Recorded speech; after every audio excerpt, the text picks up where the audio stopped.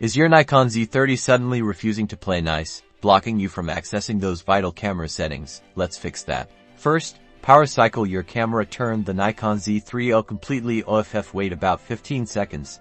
Then turn it back on. This simple reset can resolve minor software hiccups. If that doesn't work, try a settings reset. Navigate to the setup menu. It looks like a wrench icon. Scroll down to reset all settings and select it. Confirm the reset. This will revert your camera to its factory defaults, often clearing out any conflicting settings.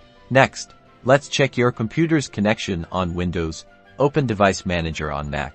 Go to System Information and look under USB. Ensure your camera is recognized and doesn't have a yellow exclamation mark next to it. If it does, try uninstalling and reinstalling the Nikon Z30 driver.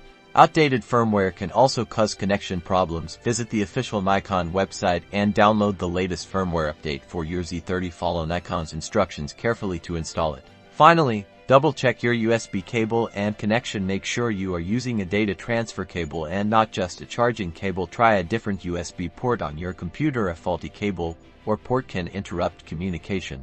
And that's it. By following these steps, you should be back in control of your Nikon Z30 settings. If you're still having trouble, consult the Nikon Z30 manual or contact Nikon support for further assistance.